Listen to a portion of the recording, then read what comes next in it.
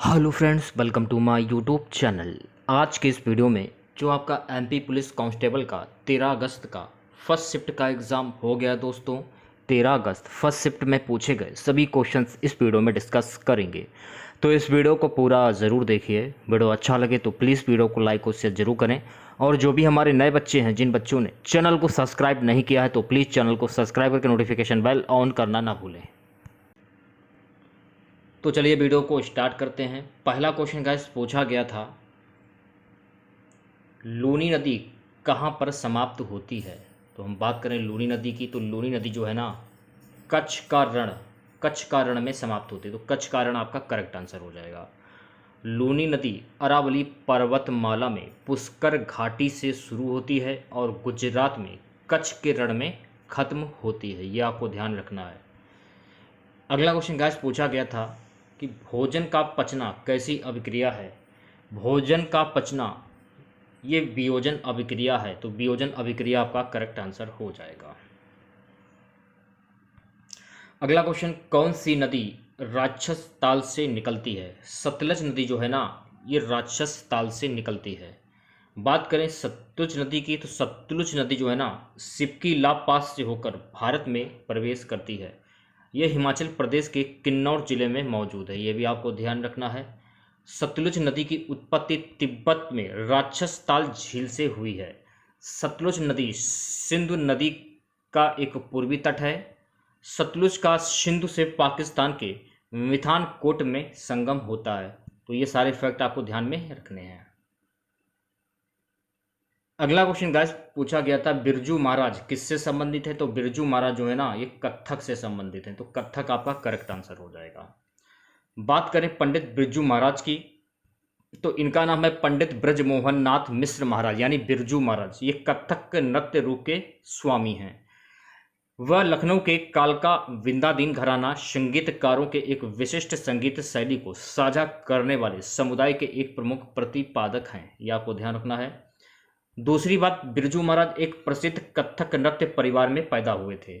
देश की सर्वोच्च नागरिक सम्मान पद्म विभूषण 1986 सहित प्रदर्शन कला में उनके योगदान के लिए उन्हें कई पुरस्कारों से सम्मानित किया गया है, ये भी आपको ध्यान में रखना है। सो गाइस, अगला क्वेश्चन, 24वें मुख्य चुनाव आयुक्त कौन है। तो 24वें मुख्य चुनाव आयुक्त हैं सुशील चंद्रा। तो सुशील चंद्रा आपका करेक्ट आंसर हो जाएगा। बात करेंगे अगले क्वेश्चन की, सोनल मानसिंह किससे संबंधित है। देखिए, सोनल मानसिंह जो है ना, ये भरतनाट्यम से संबंधित है, तो भरतनाट्यम आपका करेक्ट आंसर हो जाएगा। सोनल मानसिंह एक प्रमुख भारतीय शास्त्रीय नर्तक हैं जो भरतनाट्यम और ओडिसी में माहिर हैं। शास्त्रीय नृत्य को बढ़ावा देने के लिए उनके योगदान के लिए उन्हें कई राष्ट्रीय और अंतर्राष्ट्रीय संगठनों से प्रशंसा मिली है, यह भी आपको ध्यान रखना है। दूसरी बात, 1992 में वह पद्म भूषण पाने वाली सबसे कम उम्र वाली प्राप्तकर्ता थी, यह भी फैक्ट आपको ध्यान रखना है। 2003 में सोनल पद्म भूषण से सम्मानित होने वाली पहली भारतीय महिला बनी है। तो ये सारे फैक्ट आपको ध्यान में रखने हैं। अगला क्वेश्चन गाइस पूछा गया था, कौन से वर्ग में पक्षी आते हैं। देखिए, उभयचर वर्ग में जो है ना, पक्षी आते हैं। एक क्वेश्चन पूछा गया था गाइस कि डांडिया कहाँ का लोक नृत्य है। तो डांडिया जो है ना, गुजरात का लोक नृत्य है, तो गुजरात आपका करेक्ट आंसर हो जाएगा। डांडिया नृत्य की अगर हम बात करें, तो डांडिया जो है ना, गुजरात का एक लोक नृत्य है। इसे डांडिया रास या रास के नाम से भी जाना जाता है। नवरात्रि पर्व पर लोक नृत्य किया जाता है। नृत्य राजस्थान के मारवाड़ क्षेत्र में भी किया जाता है, यह भी फैक्ट आपको ध्यान में रखना है।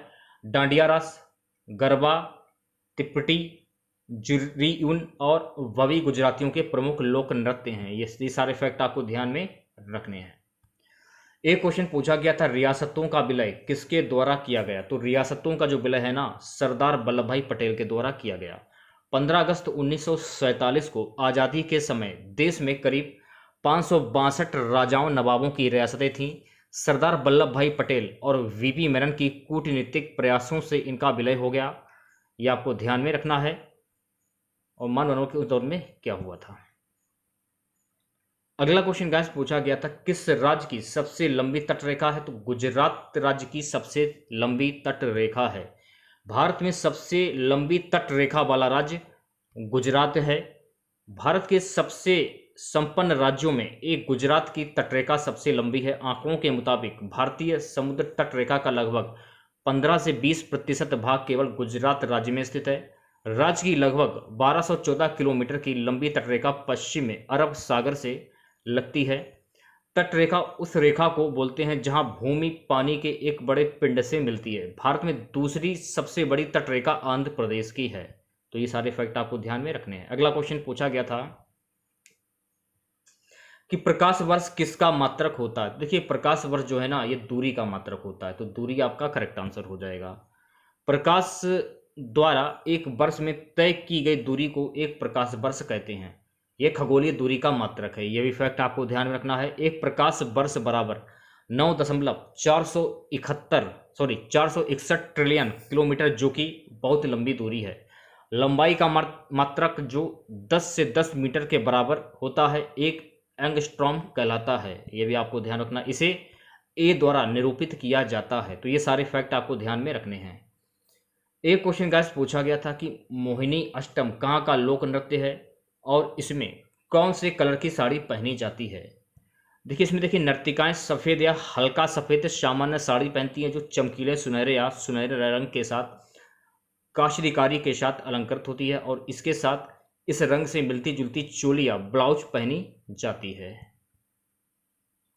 अगला क्वेश्चन पूछा गया था यातायात के वाहनों में कौन सी गैस प्रयोग की जाती है। देखिए यातायात के वाहनों में सीएनजी गैस प्रयोग की जाती है। तो सीएनजी गैस आपका करेक्ट आंसर हो जाएगा। एक क्वेश्चन पूछा गया था रंगीला बादशाह किसे कहते हैं। तो रंगीला बादशाह मोहम्मद शाह रंगीला को कहते हैं। इसके बारे में जान लेते हैं। देखिए इनकी जो पैदाइश है ना, रोशन अख्तर था। हालांकि 29 सितंबर 1719 को शाही इमाम सैयद बुरदान ने उन्हें सिर्फ 17 बरस की उम्र में सल्तनत ए तैमूरिया के तख्त पर बैठने के बाद अबू अल फतेह नसूरुद्दीन रोशन अख्तर मोहम्मद शाह का खिताब दिया। खुद उनका तल्लुक सदा रंगीला था। अगला क्वेश्चन पूछा गया था नीली क्रांति किससे संबंधित है। देखिए नीली क्रांति जो है ना, यह मत्स्य उत्पादन से संबंधित है। नीली क्रांति की अगर हम बात करें तो नीली क्रांति का अर्थ है एक महत्वपूर्ण और अत्यधिक उत्पादक कृषि गतिविधियों के रूप में मत्स्य पालन की उल्लेखनीय प्रगति है। जलीय कृषि जलीय जानवरों और पौधों के सक्रिय संवर्धन के सभी रूपों को संदर्भित करती है जो समुद्री खारा या ताज़ा मीठे पानी में होती है। अगला क्वेश्चन गाइस पूछा गया था भोजन का पाचन कैसा परिवर्तन है। तो भोजन का जो पाचन है ये रासायनिक परिवर्तन है। भोजन का पाचन रासायनिक परिवर्तन है। भोजन के पाचन में विभिन्न एंजाइम और रसायन शामिल होते हैं। ये आपको ध्यान में रखना है, ठीक है। तो इतने ही क्वेश्चन हमको मिले थे। बाकी के क्वेश्चन जैसे हमको मिलेंगे तो मैं जब आपका सेकंड शिफ्ट का एग्जाम खत्म होगा तो सेकंड शिफ्ट में मैं फर्स्ट शिफ्ट के भी क्वेश्चन ऐड कर दूंगा। तो अगर आप लोगों को वीडियो अच्छा लगा हो तो प्लीज़ वीडियो को लाइक और शेयर जरूर करें। और जो भी हमारे नए बच्चे हैं, जिन बच्चों ने चैनल को सब्सक्राइब नहीं किया है, तो प्लीज़ चैनल को सब्सक्राइब करके नोटिफिकेशन बेल ऑन करना ना भूलें। तो मिलते हैं नेक्स्ट वीडियो के साथ। जय हिंद, जय भारत।